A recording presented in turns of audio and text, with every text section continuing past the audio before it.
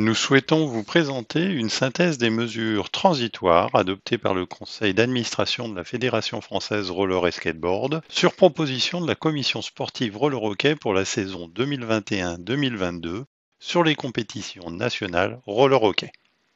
Cette vidéo n'a pas pour objet d'être exhaustive sur les modifications apportées et ne peut en aucun cas se substituer au texte auquel elle se réfère. Cette vidéo a pour vocation de faciliter l'adaptation des clubs à ces mesures en ce début de saison. Tout licencié de la Fédération française roller et skateboard présent dans l'enceinte sportive est tenu au respect de l'ensemble des mesures sanitaires imposées par la législation en vigueur, la réglementation de la fédération ou le club hôte.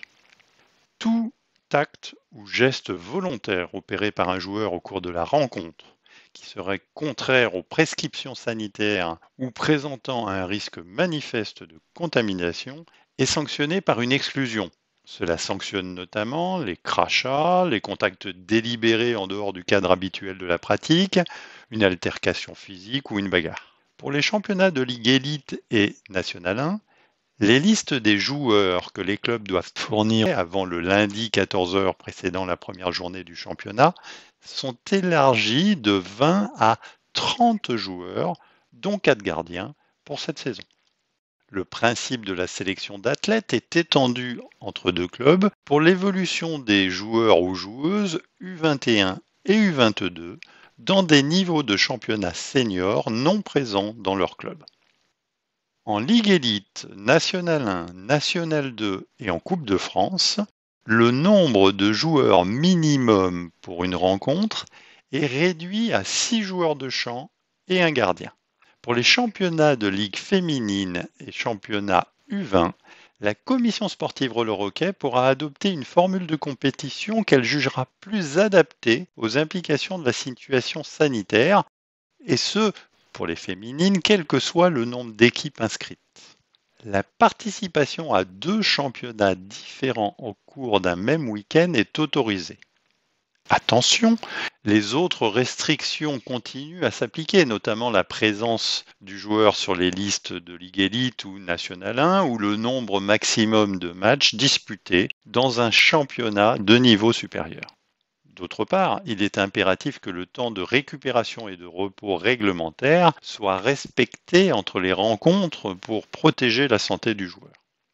La commission sportive encourage les clubs à avancer les matchs dès lors que c'est possible.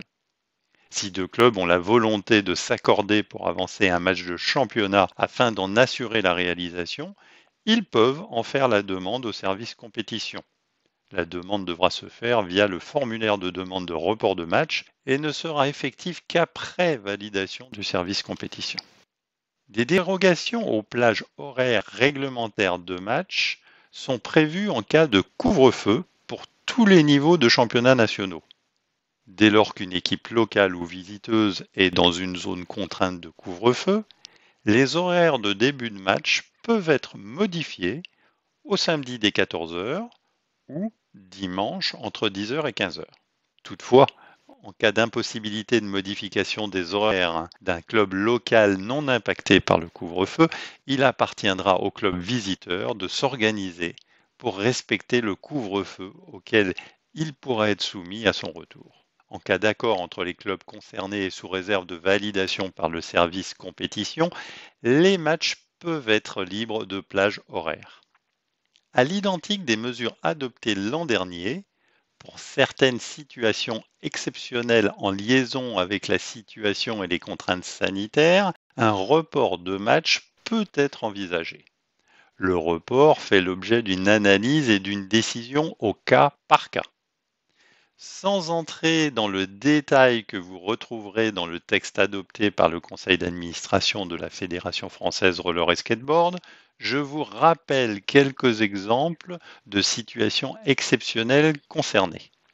5 joueurs ou plus testés positifs dans une même équipe sur 8 jours consécutifs jusqu'au jour J de la rencontre. Ou alors, impossibilité pour une équipe de s'entraîner sur piste pendant 3 semaines consécutives. Les matchs reportés peuvent se dérouler dans un lieu autre que que celui déclaré en tant que lieu officiel des rencontres en début de saison, sous réserve qu'il en soit distant de moins de 1h30 par la route. Pour cela, on se référera à viamichelin.fr en adoptant l'itinéraire le plus rapide sans conditions de circulation ni restrictions. Cette possibilité repose sur 2 conditions. Le club initialement hôte ne dispose pas des infrastructures permettant le respect de la réglementation en vigueur et la sécurité des participants, et le dit club doit avoir réuni l'accord du club adverse. Les matchs reportés pourront se dérouler sans contrainte de jour ou d'horaire, dans le respect des dispositions exposées ci-dessus, après avoir recueilli l'accord des 2 clubs, si le jour et l'heure de la rencontre diffèrent des modalités du calendrier initialement arrêté. Un report n'est accordé que si une date de report est immédiatement validée par les 2 clubs ou imposée par la commission sportive Roller-Hockey sur une date de réserve. Les matchs reportés peuvent avoir lieu le même week-end qu'un autre match de championnat.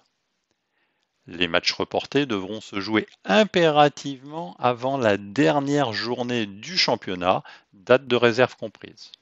À défaut, le match est déclaré perdu pour les 2 équipes.